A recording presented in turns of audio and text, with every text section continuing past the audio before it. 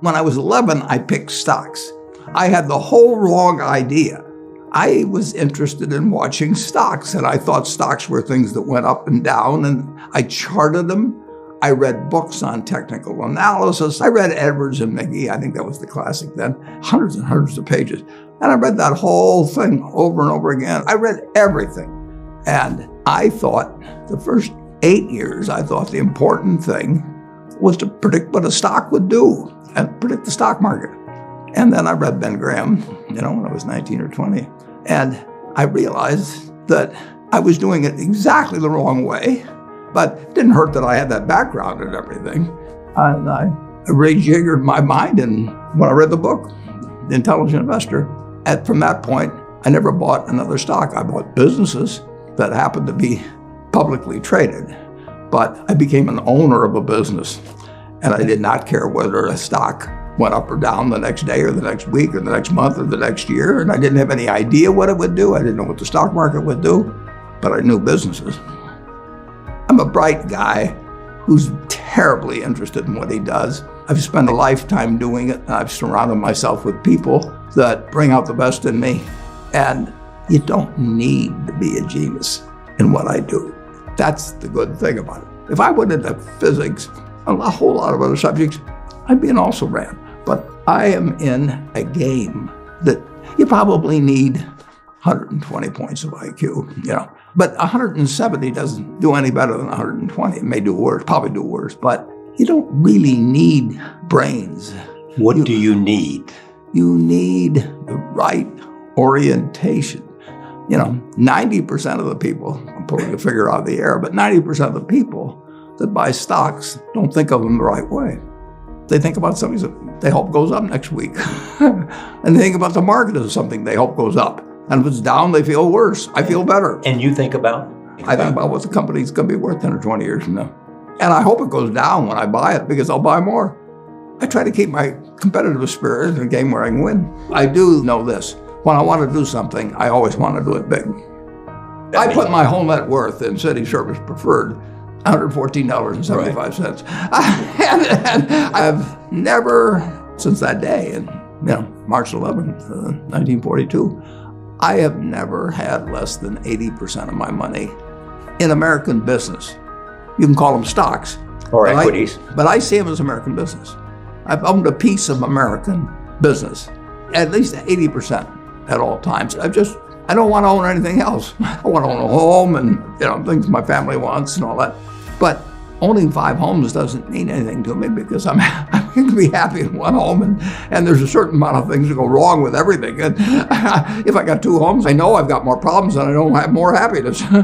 What brings you the happiness? What makes me happiest is what I'm doing. I enjoy 2 things about it. One, I know I'll win over time. That doesn't mean I'll beat everybody else or anything like that. But I'm in a game that's very, very, very easy if you have the right lessons in your mind about what you're buying. I'm not buying stocks. I'm buying pieces of overwhelmingly American business. And I'm happy when I'm doing it.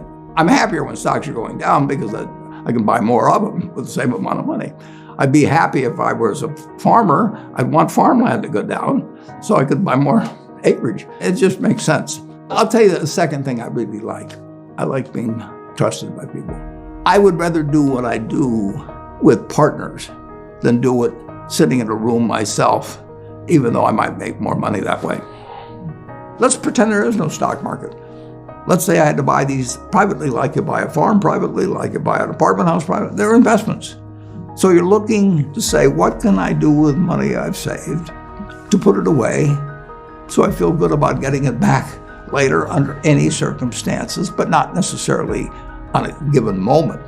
But if I have a farm, it's going to take me a while. But people would be so much better if they actually didn't have a stock market in terms of buying businesses. The United States economy, and it's very easy to look at the statistics on it. I mean, more people, a greater percentage of the American population is wealthy now, or having more income now than they've ever had. And if you look at whether Bank of America will give you their average deposit, I mean, you just look at the wealth. The That doesn't mean everybody's wealthy, but it does mean relative to any other period of time. I mean, people have more money now. They get mortgages at lower rates than they've ever gotten. So if they want to buy a house or something, right today, you live in an environment where the bottom 2% in terms of income in the United States, the bottom 5%, and for sure the top 1%, all live better than John D. Rockefeller was living when I was 6 years old. John D. Rockefeller was the richest man in the world. And today, you can get better medicine, better education, better entertainment, better transportation. You can do everything better than he could. It's astounding. That's in my lifetime. If he wanted to watch a football game, he still had to go there. And I can sit there with this big screen, and they keep showing me the replay, so that explaining to me what happened and everything. And maybe everybody doesn't have a screen as big as mine, but damn near everybody has a screen or an iPhone or a computer or access to one. And they have access. When I was born, the dentist didn't use Novocaine.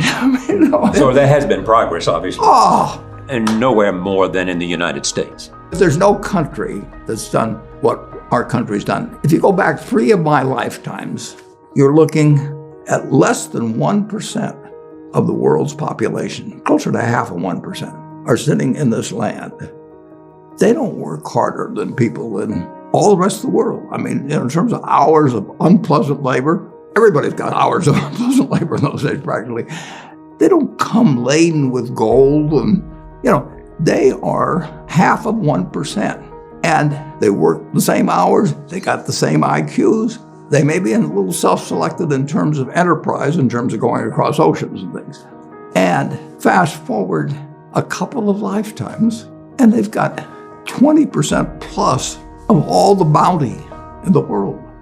I mean, that is something that has worked like nothing. Just imagine that.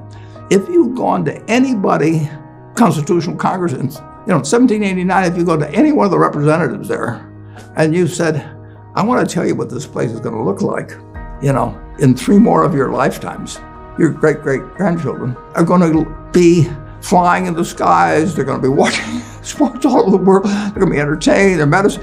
They'd have held you off to a lunatic society of what he's doing. He's getting 50 cars and he's getting a whole bunch of little claim checks. Just think of it. Everything, when Thomas Edison did all the things he did, he made some money, but we're using it. It belongs to us. If you take what an hour of labor delivered to you 100 years ago and what an hour of labor delivers to you now for you and your family, it's unbelievable. Capitalism doesn't say get rid of a referee and a government. We've got a government that can tell capitalism what to do. And they do, and that's just what they should do. And they do it in different ways at different times and all kinds of things. But it's claim checks on future output. That was it. And the claim checks belong to me, so if I want to buy 50 super yachts, I can do it. But what does it mean to me? It can buy more things for other people that are useful to them. It's not evil. The federal government is the boss in the end. And they shouldn't screw up capitalism, and capitalism shouldn't screw up the federal government. It's very simple. It's evolving, always.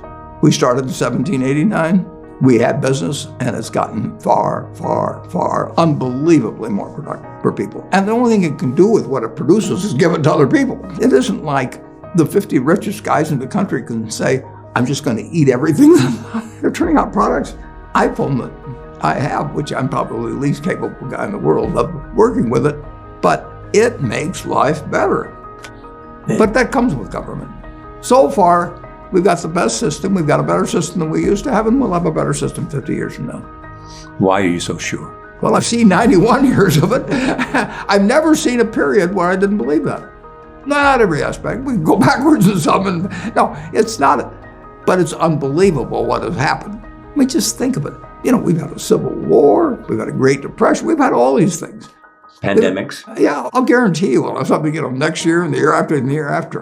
But in a herky-jerky but dramatic matter, business moves forward, government moves forward, more important, people move forward. I mean, I am happy to tell people that the same thing I've told them before, but it's They'll never get the message, most of them, but a few do, that the most, best thing to do if you want to invest for the long term His index. And it's the S&P 500 index. Right. And what's happened, of course, is that organizations like to grow. So they set up indexes on different industries, different countries. And as soon as you do that, you're violating basically what Jack Bogle said. He says you don't know enough to pick the right businesses, which means you don't know enough to pick the right countries, you know enough